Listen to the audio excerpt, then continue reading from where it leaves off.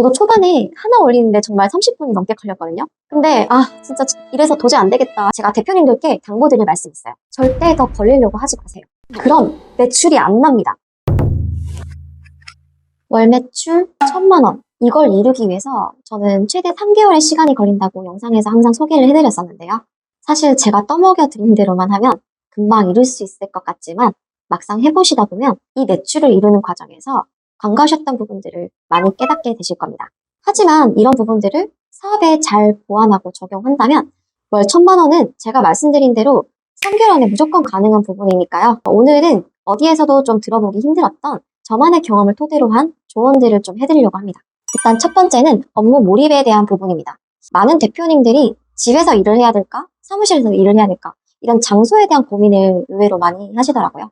저도 초보 때 집에서 일을 했었는데요. 갑자기 안 하던 방 청소를 하게 되고 한 번씩 부엌에 들려서 냉장고도 열어보고 이렇게 은근히 집중이 잘 안 되더라고요. 흐름도 자주 끊기기도 하고요. 그래서 일에 몰입되는 시간도 평균적으로 오래 걸렸던 것 같습니다. 여러분, 왜 몰입이 중요할까요? 이건 우리나라 국가대표들도 대부분 하고 있는 미라클 방법이라고 하는데요. 스탠포드 뇌과학 교수 앤드류 후버만의 집중력, 미친 듯한 몰입의 기적 영상을 한번 보셨을까요? 저희는 평소에 이런 사소한 집중 분산에 정말 많은 에너지를 소모한다고 합니다. 그래서 조금만 일을 해도 효율이 나오지 않는데도 금방 지치게 되죠. 그래서 몰입에 취약한 집보다는 외부로 나가서 집중력을 키워보세요.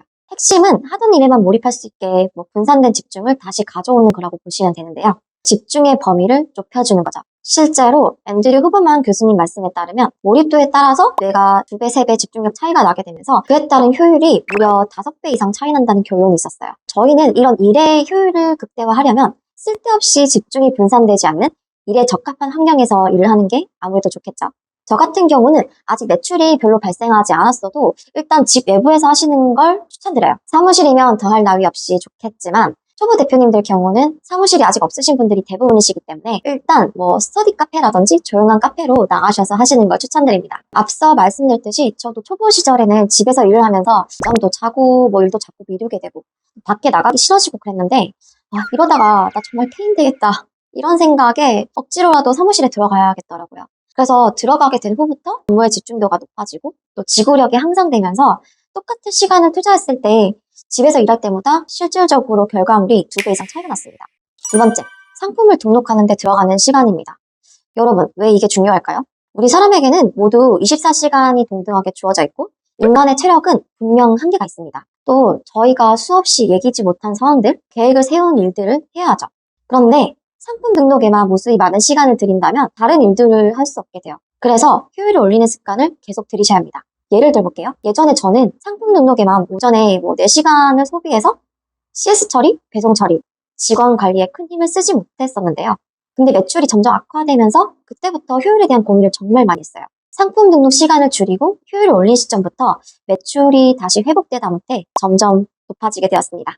영상에서 말씀 주신 대로 5분, 10분 안에 등록하는 게 쉽지 않아요. 등록 자체는 금방 하는데 사진 결과물이 계속 마음에 들지 않아서 여기에 소요되는 시간이 정말 길어요. 이렇게 고민하시는 분들이 많은데요. 제가 매번 강조드리는 부분이지만 저는 상품 등록의 퀄리티에 크게 집중하진 않습니다. 퀄리티가 좋든 안 좋든 매출에 큰 영향이 없다는 사실을 알기 때문이죠.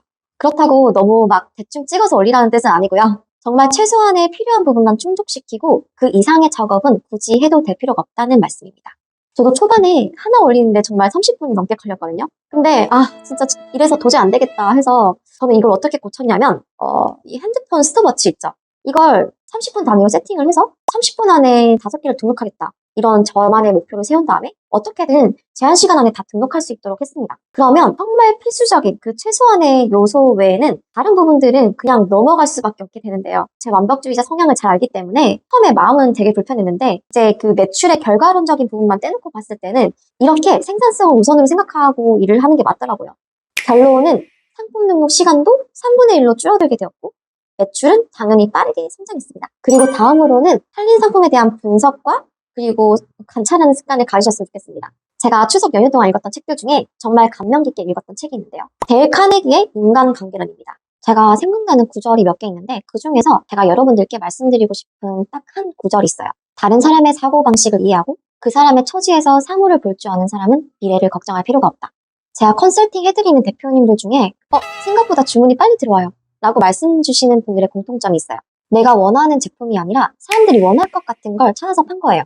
내가 단지 올리고 싶어서 혹은 마음에 드는 상품이라서 올리게 되는 것보다 다른 사람이 어떤 게 필요한지 잘 관찰하고 이해하는 것으로 시작해서 실제로 사람들이 원하는 또는 잘 팔릴 상품들을 잘 분석해서 올려야 실제로 매출이 빨리 상승합니다. 저 같은 경우는 뭐 소싱이라든지 시장을 보는 눈이 없어서 초반에는 일단 닥등을 하고 제 스토어에서 팔리는 상품들의 분석을 정말 많이 했던 것 같아요.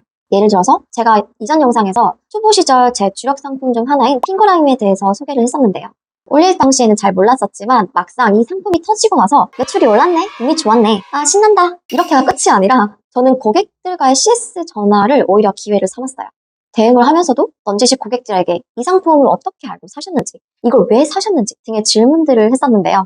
유튜브 먹방 채널을 보고 샀다든지 아니면 방송이나 뉴스에서 뭐 슈퍼푸드로 소개가 되었다든지 뭐 이런 여러 가지 답변들이 많았습니다. 그 출처들이 곧 제 키워드 소싱처가 되었죠. 이 외에도 제 스토어에서 팔린 상품들의 그 공통적인 등록 스타일을 분석하면서 상품을 올리는 방식과 소싱하는 방식에 대한 나만의 체계를 점점 만들어 나갔어요. 그래서 아직 시장에 눈이 없으신 초보 대표님들은 이런 식으로 접근하는 방식도 추천드립니다. 그리고 마지막으로 제가 대표님들께 당부드릴 말씀이 있어요. 사업 초반이라서 의욕이 넘쳐서 정말 열심히 하는 건 좋습니다. 근데 여기서 절대 더 벌리려고 하지 마세요. 그럼 매출이 안 납니다. 1,000만 원을 달성하기 전까지는 제발 지금 하시고 있는 딱 이 한 가지에만 집중을 해주세요. 제 주변 대표님들 중에서 온라인 사업을 정말 잘하시다가 오프라인 커피숍을 차리셨거든요. 인테리어비, 프랜차이즈비 이렇게 뭐 해서 1억 원이 넘게 투자를 하셨어요. 결국 1년도 안 돼서 문을 닫으셨어요. 관리가 소홀해지게 되면서 결국 그것도 매출이 반토막 났어요. 초보 대표님들이 하시는 실수 중에 하나가 사업에 대한 열정 혹은 매출을 빨리 일으켜야겠다는 불안감 때문에 초반부터 자꾸 이것저것 다양하게 해보려고 하시더라고요. 배움에 대한 열정으로 카테고리나 파이프라인 확장하시는 것 자체는 나쁘지 않아요. 그런데 그러기 전에 지금 하려고 결심한 이 한 가지 방식에서만 해도 많은 변수가 있을 거고 또 해당 품목에서만 일어나는 특정 이슈들이 정말 많이 존재합니다.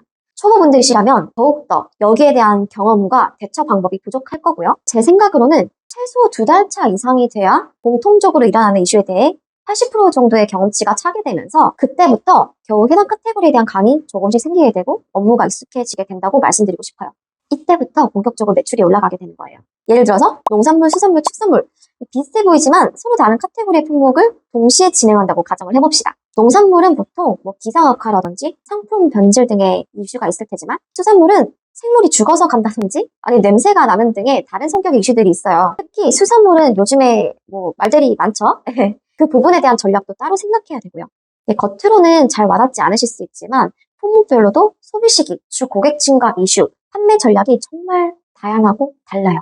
이건 이렇게 처리하고 저건 저렇게 처리하고 여러 가지 다른 전략과 방식을 한꺼번에 적용해야 했을 때 실제로 진행하다 보면 정말 많은 혼란이 오실 겁니다. 그러면 이도 저도 안 되게 수박 겉핥기식의 카테고리만 옮겨 다니는 사업을 하시게 될 건데요. 아니면 의욕이 앞서서 많은 카테고리의 상품을 다양하게 등록하시다가 매출이 곧잘 나오지 않게 되면 금방 의욕이 떨어지시게 되는 거죠.